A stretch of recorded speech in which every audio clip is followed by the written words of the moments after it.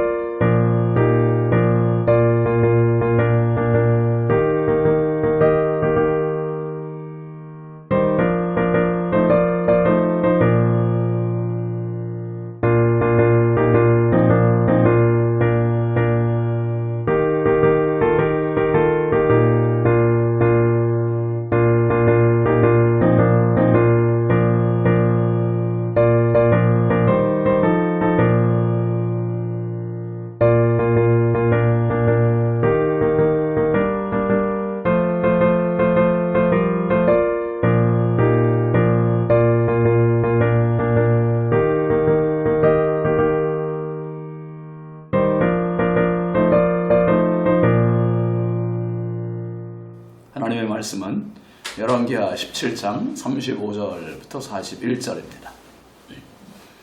옛적에 여호와께서 야곱의 자손에게 언약을 세우시고 그들에게 명령하여 이르시되 너희는 다른 신을 경외하지 말며 그를 경배하지 말며 그를 섬기지 말며 그에게 제사하지 말고 오직 큰 능력과 편팔로 너희를 애굽에서 인도하여 내신 여호와만 경외하여 그를 예배하며 그에게 제사를 드릴 것이며 또 여호와가 너희를 위하여 기록한 율례와 법도와 율법과 계명을 지켜 영원히 행하고 다른 신들을 경외하지 말며 또 내가 너희와 세운 언약을 잊지 말며 다른 신들을 경외하지 말고 오직 너희 하나님 여호와만을 경외하라.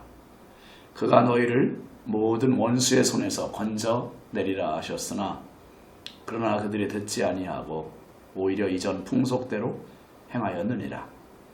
이 여러 민족이 여호와를 경외하고 또 그 아로 새긴 우상을 섬기니 그들의 자자손손이 그들의 조상들이 행하던 대로 그들도 오늘까지 행하니라. 아멘. 오늘 말씀 제목은 언약입니다. 여러분, 미국이 일제기 영국의 청교도들이 신앙의 자유를 찾아서 이주하며 세워진 나라 아닙니까? 그 나라가 미국입니다. 그들에게 신앙은 무엇과도 바꿀 수 없는 재산 목록 1호였습니다. 그래서 그들이 미국에 와서 제일 먼저 지은 것이 집이 아니라 학교가 아니라 교회였습니다. 교회를 짓고 자녀들을 위한 학교를 짓고 그리고 자기들의 살 집을 지었습니다. 그래서 지금도 미국 사람들은 모든 삶의 구석구석 모든 영역에 있어서 그 문화 자체가 기독교적인 문화예요. 그들은 우리와 같은 설날이라든지 뭐 추석 같은 그런 명절 대신에 부활절, 추수감사절, 또 성탄절, 이 절기가 가장 큰 명절입니다. 그래서 그 절기 때는 한 주간씩 휴가를 보내기도 하잖아요. 그래서 미국에서는 이 기독교적인 사고방식이나 언어 또 생활 방식이 낯설은 것이 아니라 아주 자연스럽고 당연한 것으로 받아들여지는 나라입니다. 그러나 그런 문화 방식보다 더 중요한 것이 있습니다. 그것은 바로 하나님 말씀에 대한 순종입니다. 얼마나 말씀에 순종하며 말씀대로 살아가느냐는 그 무엇보다 우선되어야 할 중요한 문제입니다.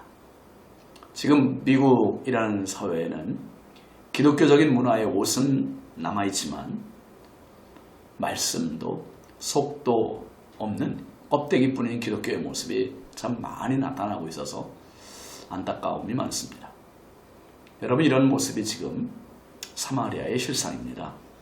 하나님도 하나님의 말씀, 율례도 없는 사마리아의 아수르를 비롯한 이방 사람들이 지금 거주하면서 더더욱 하나님 없는 껍데기 성읍만 되고 말았습니다. 이들에게 하나님께서 상기시키시는 것이 뭡니까? 옛 언약입니다. 옛 언약. 35절 보시죠.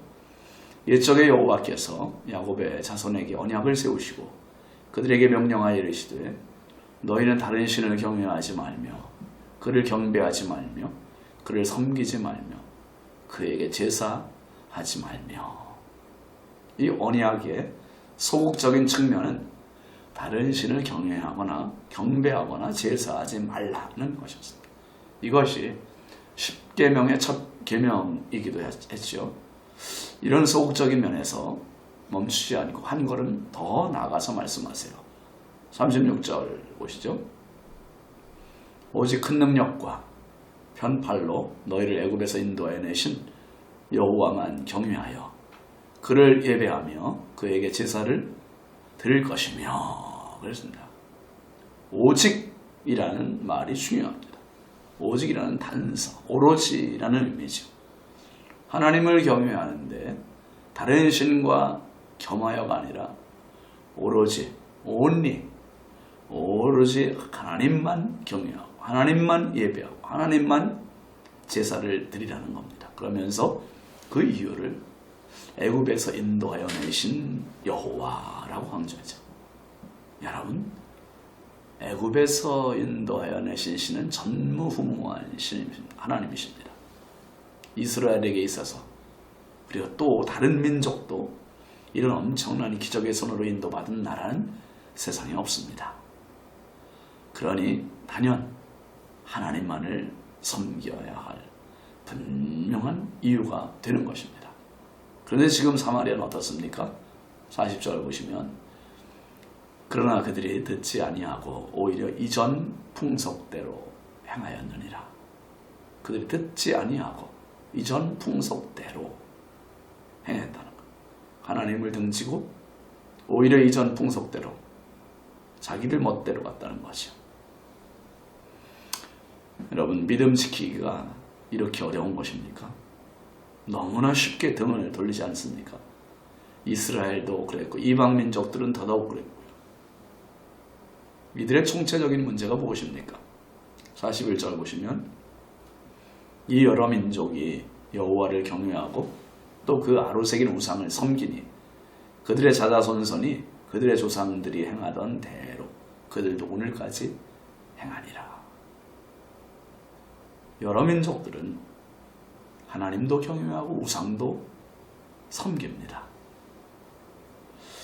누이 좋고 매부 좋고 하는 식이죠. 여러분, 신앙에 혼합보다 무서운 죄악은 없어요. 자기중심적으로 신앙을 찾다 보면 이것도 좋고 저것도 좋고 모든 걸 다 품고 싶은 욕심이 생기는 겁니다. 그러나